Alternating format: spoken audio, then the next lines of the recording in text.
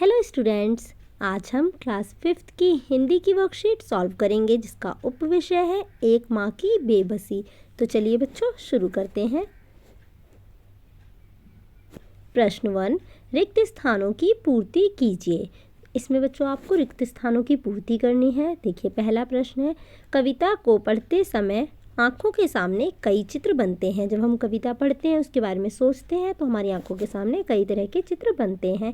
दूसरा है, कविता धीरे धीरे पढ़ने की चीज़ है। ठीक है, समझते हुए उसे पढ़ना होता है। नेक्स्ट है, कविता पढ़ने के बाद मन के किसी कोने में घर बना लेती है। नेक्स्ट है, इसमें चिंतित होने की ज़रूरत नहीं कि कविता एक बार में समझ आ रही है या नहीं। उसे आप बार बार पढ़ेंगे तो आपको समझ आ जाएगी।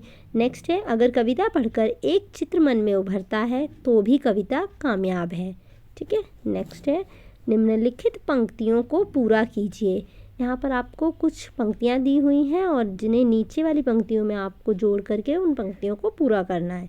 ठीक है, तो देखिए, निकल कर आता था वह खेलने हमारे साथ। ठीक है, तो इसमें एक बच्चे के बारे में बात हो रही है तो उसी से रिलेटेड इसमें पंक्तियाँ दी हुई हैं और उन्हें पूरा करना है। तो इसमें है कि निकल कर आता था वह खेलने हमारे साथ, मतलब एक बच्चा है वो खेलने आता था और दूसरे बच्चों के साथ।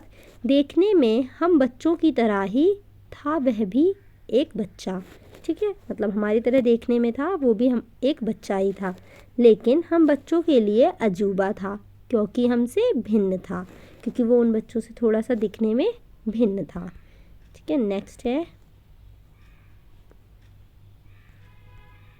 जितनी देर वह रहता पास बैठी उसकी माँ, मतलब जितनी भी देर वह बच्चा खेलता था तो पास में उसकी माँ बैठी रहती थी।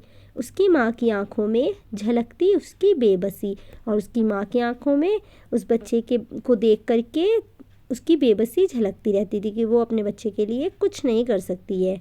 नेक्स्ट है, प्रश्न 3, निम्नलिखित प्रश्नों के उत्तर दीजिए। रतन कहाँ से निकलकर आता था? रतन एक अदृश्य पड़ोस से निकलकर आता था, क्योंकि उस कविता में उसमें बताया नहीं गया है कि रतन कहाँ से निकल कर आता था। वो एक अदृश्य पड़ोस से निकल कर आता था, क्योंकि वो बोल नहीं सकता था तो वो बता भी नहीं पाता था कि वो कहाँ से निकल कर आता था। नेक्स्ट है, रतन अपनी बातों को बिन बोले कैसे समझाता था?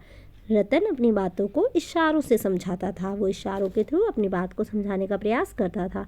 नेक्स्ट है, रतन का खेलना कौन निहारता था? रतन का खेलना उसकी माँ निहारती थी, उसकी माँ उसको देखा करती थी खेलते हुए। कविता में रतन को किसकी तरह कहा गया है? कविता में रतन को टूटे खिलौने की तरह कहा गया है। नेक्स्ट है, एक माँ की बेबसी कविता के लेखक का नाम लिखो। कवि का नाम है कुंवर नारायण। कुंवर नारायण जी ने ये कविता लिखी है। नेक्स्ट है बच्चों, यहाँ पर आपको माँ के ऊपर एक कविता दी गई है, इसे आप पढ़िए। माँ की आंखों का वो तारा, हर बच्चा होता राज दुलारा। माँ होती ममता की मूरत, प्रेम प्यार की प्यारी सूरत।